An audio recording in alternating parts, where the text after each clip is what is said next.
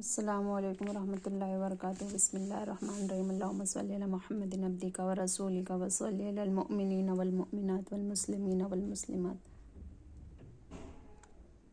زید رضی اللہ تعالیٰ عنہ آپ کی صحبت بابرکت میں رہ کر اس قدر مانوس ہو گئے اور ان کے رگ و پے میں اس قدر محبت مصطفیٰ صلی اللہ علیہ وسلم رچ بس گئی کہ ماں باپ اور اہل خاندان کی محبت سے بالکل بے نیاز ہو گئے اور کسی قیمت پر بھی سرکار نامدار اور مدینہ کے تاجدار صلی اللہ علیہ وسلم کی غلامی چھوڑنے کے لیے تیار نہ ہوئے۔ چنانچہ منقول ہے کہ چھوڑ کر آپ صلی اللہ علیہ وسلم کا در جائے سرکار صلی اللہ علیہ وسلم کی در حضرت سیدنا زید بن حارثہ رضی اللہ تعالیٰ عنہ جو اپنے والدین سے کم عمری میں بچھڑ گئے تھے، جب ان کے والدین کو پتہ چلا کہ ہمارا بیٹا شاہ مدینہ صلی اللہ علیہ وسلم کا غلام ہے، تو حضرت زید رضی اللہ تعالیٰ عنہ کے والد اور چچا فدیہ کی رقم لے کر اپنے بیٹے کو غلامی سے چھڑانے کے لیے مکہ مکرمہ آئے اور حضور اکرم نور مجسم صلی اللہ علیہ وسلم کی خدمت بابرکت میں حاضر ہوئے اور عرض کی، ہم پر احسان کیجیے اور کرم فرمائیے اور فدیہ قبول کر کے ہمارے بیٹے کو آزاد کر دیجیے۔ سلطان مدینہ صلی اللہ علیہ وسلم نے فرمایا، کیا بات ہے؟ عرض کی کہ ہم اپنے صاحب زادے زید رضی اللہ تعالیٰ عنہ کو ڈھونڈتے ہوئے یہاں تک آئے ہیں۔ شہنشاہ مدینہ صلی اللہ علیہ وسلم نے فرمایا، زید رضی اللہ تعالیٰ عنہ کو بلا لاؤ، اور اگر وہ تمہارے ساتھ جانا چاہے تو بغیر فدیہ ہی لے جاؤ۔ لہٰذا حضرت زید رضی اللہ تعالیٰ عنہ کو بلایا گیا اور جانے نہ جانے کا اختیار دے دیا گیا۔ تو زید رضی اللہ تعالیٰ عنہ نے عرض کی، یا رسول اللہ صلی اللہ علیہ وسلم، میں آپ صلی اللہ علیہ وسلم کے مقابلے میں بھلا کس کو پسند کر سکتا ہوں؟ بلا شبہ شہنشاہ مدینہ صلی اللہ علیہ وسلم کی غلامی دو جہاں کی سلطانی ہے، پھر بھلا حضرت زید رضی اللہ تعالیٰ عنہ سلطان مدینہ صلی اللہ علیہ وسلم جیسے شفقت کے سمندر اور حسن اخلاق کے پیکر کو کیسے چھوڑ دیتے؟ چنانچہ حضرت زید رضی اللہ تعالیٰ عنہ نے اپنے والدین کے مقابلے میں سلطان دارین صلی اللہ علیہ وسلم کی غلامی کو ترجیح دی اور والدین کے ساتھ جانے سے انکار کر دیا۔ اور جب والدین نے حضرت زید رضی اللہ تعالیٰ عنہ کی سرکار صلی اللہ علیہ وسلم سے محبت اور سرکار صلی اللہ علیہ وسلم کی زید رضی اللہ تعالیٰ عنہ پر شفقت دیکھی تو وہ بھی مطمئن ہو کر بخوشی واپس لوٹ گئے۔ سرکار کے دامن سے جب ہو گئے وابستہ، دنیا کے سبھی رشتے بیکار نظر آئے، کبھی اف تک نہ فرمایا۔ حضرت تاجدار مدینہ صلی اللہ علیہ وسلم کے مشہور و معروف خادم حضرت انس رضی اللہ تعالیٰ عنہ فرماتے ہیں کہ میں نے 10 سال لگاتار مدینہ کے تاجدار سرکار عبدالقرار صلی اللہ علیہ وسلم کی خدمت کی۔ مدینہ کے آقا صلی اللہ علیہ وسلم نے کبھی مجھے اف تک نہیں فرمایا۔ جو کام میں نے کیا اس کے متعلق کبھی یہ تک نہ فرمایا کہ تو نے یہ کیوں کیا، اور جو کام نہیں کیا اس کے متعلق کبھی یہ بھی نہیں پوچھا کہ کیوں نہیں کیا۔ غور کیجئے، مدینہ کے تاجدار صلی اللہ علیہ وسلم کا اخلاق حسنہ کتنا عرفہ و اعلیٰ تھا اور اپنے غلاموں کے ساتھ کس قدر حسن سلوک کے ساتھ پیش آتے تھے۔ بس پیارے اسلامی بھائیوں، کوشش کیجئے حسن اخلاق کے پیکر بن جائیے، پھر اخلاق حسنہ کی برکتیں دیکھیے کس طرح آپ کے دین و دنیا کے معاملات طے ہوتے ہیں۔ اللہ عز و جل ہمیں اخلاق مصطفیٰ صلی اللہ علیہ وسلم کے طفیل با اخلاق بنائے، آمین بجاہ النبی الامین۔ امر بالمعروف کے آداب میں سے چوتھا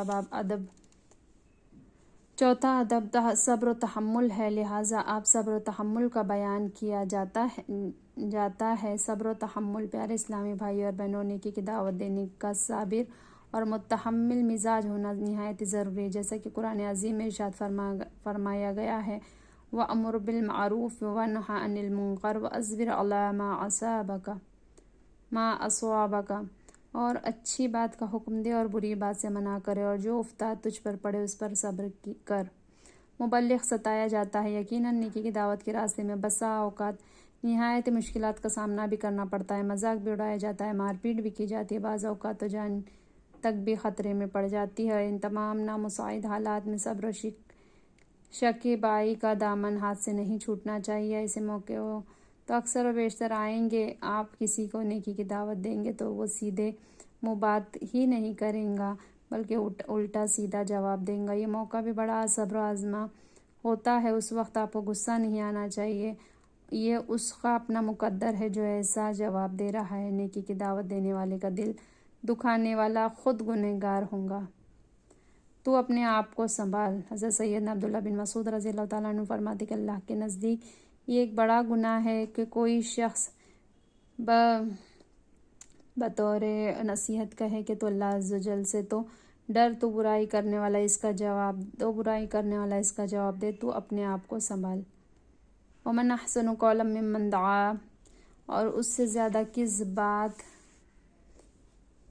الی اللہ وعمل صالحا وقال اننی من المسلمین، اچھی جو اللہ عز و جل کی طرف بلائے اور نیکی کرے اور کہے میں مسلمان ہوں۔ اور ایک مقام پر ارشاد ربانی ہوتا ہے وَذَكِّرْ فَإِنَّ الذِّكْرَىٰ تَنفَعُ الْمُؤْمِنِينَ، اور سمجھاؤ کہ سمجھانا مسلمانوں کو فائدہ دیتا ہے۔ مبلغ پر ظلم کرنے والا قابل رحم ہے، نیکی کی دعوت دینے والے مبلغوں پر عموماً لوگ ظلم ستم کرتے، گالیاں بکتے۔ مناسب تو یہی کہ ایسے مواقع پر ہم ان سے ہمدردی کریں، خواہ یہ ہمیں جھڑکے، گالیاں دے، مارے، بیچارے مجبور ہیں، انہیں شفقت کی ضرورت ہے۔ آپ جو کچھ بات کہنا چاہ رہے ہیں در حقیقت وہ باتیں ان بیچاروں کی سمجھ میں نہیں آ رہی ہیں۔ آپ ان کی زیادتیوں پر صبر و تحمل کے ساتھ ساتھ ان سے شفقت و نرمی کا برتاؤ کرتے رہیں، ان کے کام آتے رہیں۔ انشاءاللہ اللہ عز و جل کبھی نہ کبھی تو ان کا دل چوٹ کھا ہی جائیں گا اور وہ اپنے گناہوں سے توبہ کر ہی لیں گے۔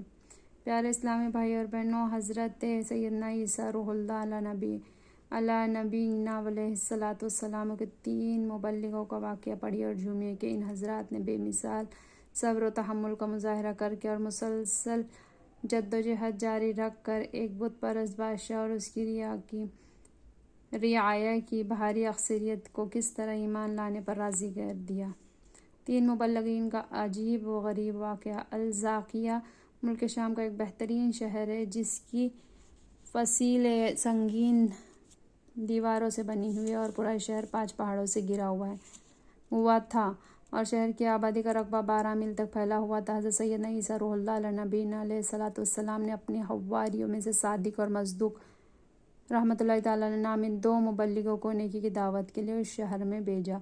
جب یہ دونوں شہر میں پہنچے تو ایک بوڑھا چراغا ان دونوں کی ملاقات ہوئی جس کا نام حبیب نجار تھا۔ اس نے پوچھا آپ دونوں کون ہیں اور کہاں سے آئے ہیں اور مقصد کیا ہے؟ تو ان دونوں نے بتایا کہ ہم دونوں حضرت سیدنا عیسیٰ علیہ السلام کے بھیجے ہوئے مبلغین ہیں اور اس بستی والوں کو توحید اور خدا پرستی کی دعوت دینے آئے ہیں۔ تو حبیب نجار نے سوال کیا کیا آپ لوگوں کے پاس اس کی کوئی نشانی بھی ہے؟ تو ان دونوں نے جواب دیا جی ہاں الحمدللہ، ہم لوگ مریض اور مادر زاد اندھوں اور کوڑیوں کو خدا کے حکم سے شفا دیتے ہیں۔ یہ دونوں کی کرامت اور حضرت عیسیٰ علیہ السلام کا معجزہ تھا۔ یہ سن کر حبیب نجار نے کہا میرا ایک لڑکا مدتوں سے بیمار ہے، کیا آپ لوگ اس کو تندرست کر دیں گے؟ ان دونوں نے فرمایا انشاءاللہ اس کو ہمارے پاس لاؤ۔ چنانچہ وہ اپنے بیمار لڑکے کو لے آیا اور ان دونوں نے اس بیمار لڑکے کو اپنا ہاتھ پھیر دیا، فوراً ہی تندرست ہو کر کھڑا ہو گیا۔ یہ خبر بجلی کی طرح سارے شہر میں پھیل گئی اور بہت سے مریض جمع ہو کر سب شفا یاب بھی ہو گئے۔ اس شہر کا بادشاہ انتخا نام ایک بت پرست تھا۔ وہ ان دونوں کی زبان سے توحید کی دعوت سن کر مارے غصے کیا آپے سے باہر ہو گیا اور اس نے دونوں مبلغوں کو گرفتار کر کے 100 درے لگا کر جیل خانے میں قید کر دیا۔ اس کے بعد حضرت عیسیٰ علیہ السلام نے اپنے حواریوں کے سردار حضرت شمعون رحمۃ اللہ تعالیٰ علیہ کو الزاقیہ بھیجا۔ آپ کسی طرح بادشاہ کے دربار میں پہنچ گئے اور بادشاہ سے کہا کہ آپ نے ہمارے 2 آدمیوں کو کوڑے لگا کر جیل خانے میں قید کر دیا ہے، کم از کم آپ ان دونوں کی پوری بات تو سن لیتے۔ بادشاہ نے ان دونوں کو بلوا کر گفتگو شروع کی تو ان دونوں نے کہا ہم یہی کہنے کے لیے آئے ہوئے ہیں کہ تم لوگ بتوں کی عبادت چھوڑ کر اس خدا واحد کی عبادت کرو جس نے تم کو اور تمہارے کائنات کو پیدا کیا ہے۔ جب بادشاہ نے ان دونوں سے کوئی نشانی طلب کی تو ان دونوں مبلغوں نے ایک ایسے مادر زاد اندھے کو جس کے سر میں آنکھیں تھی ہی نہیں ہاتھ پھیرا تو اس کی پیشانی میں 2 آنکھیں 2 سوراخ بن گئے اور پھر ان دونوں مبلغوں نے مٹی کے 2 گلو یعنی گولیاں بنا کر ان کو ان سوراخوں میں رکھ کر دعا کی تو یہ دونوں گلو لے کر آنکھیں بن کر روشن ہو گئی اور مادر زاد اندھا آنکھیارا بن گیا۔ حضرت شمعون رحمۃ اللہ تعالیٰ علیہ نے فرمایا اے بادشاہ، کیا تمہارے بتوں میں بھی یہ قدرت ہے؟ بادشاہ نے کہا نہیں۔ تو حضرت سیدنا شمعون رحمۃ اللہ تعالیٰ نے فرمایا، پھر تم اس خدا کی عبادت کیوں نہیں کرتے جو ایسی قدرت والا ہے کہ اندھوں کو آنکھ عطا فرما دیتے ہیں؟ سن کر بادشاہ نے کہا، کیا تمہارا خدا مردوں کو بھی زندہ کر سکتا ہے؟ اگر وہ مردوں کو زندہ کر سکتا ہے تو پھر ایک مردے کو زندہ کر دے۔ تو جو میرے ایک دہقان کسان کا لڑکا ہے وہ 7 روز سے مرا پڑا ہے اور میں نے اس کے باپ کے انتظار میں ابھی تک اس کو دفن نہیں کیا ہے۔ چنانچہ بادشاہ ان تینوں مبلغین کو لڑکے کے پاس لاش کے پاس لے گئے۔ ان تینوں کے مبلغین نے ہاتھ اٹھا کر اللہ عز و جل کی بارگاہ میں دعا مانگی۔ خدا کے حکم سے وہ مردہ زندہ ہو گیا۔ پھر بلند آواز سے کہنے لگا، ہائے افسوس کہ میں بت پرست تھا، جس کی پاداش میں مرنے کے بعد مجھے جہنم کی وادیوں میں داخل کیا گیا۔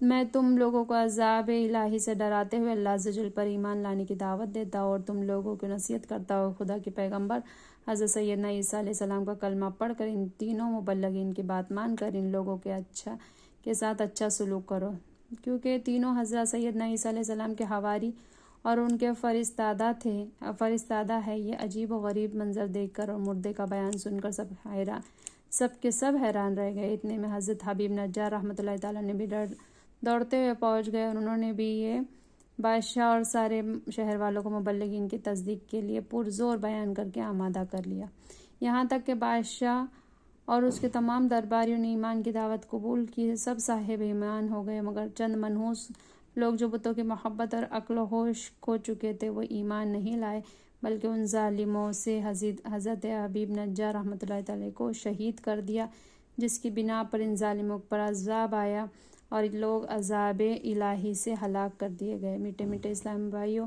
دیکھا آپ نے حضرت عیسیٰ روح اللہ علیہ نبینا علیہ السلام کے تینوں مبلغین صادق، مصدوق اور شمعون رحمۃ اللہ تعالیٰ نے نیکی کی دعوت کے راستے میں کس قدر دشواری اور تکالیف کو برداشت کر کے ان کے عزم و استقلال کو نہ درے ختم کر سکے نہ قید و بند کی صعوبتیں۔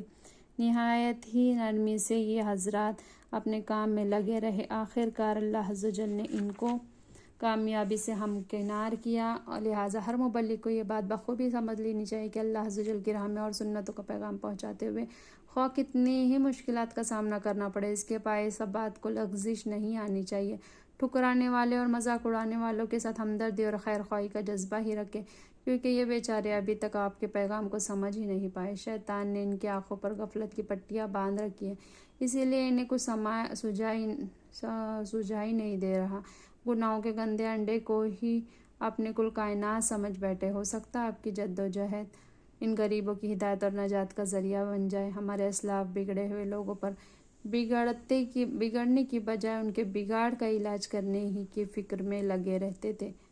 سبحان اللہ و بحمدہ، سبحانک اللہم و بحمدک، اشہد ان لا الہ الا انت، نستغفرک و نتوب الیک۔ سبحان ربک رب العزۃ عما یصفون وسلام علی المرسلین والحمد للہ رب العالمین، برحمتک یا ارحم الراحمین۔ جزاک اللہ خیرا کثیرا، آمین۔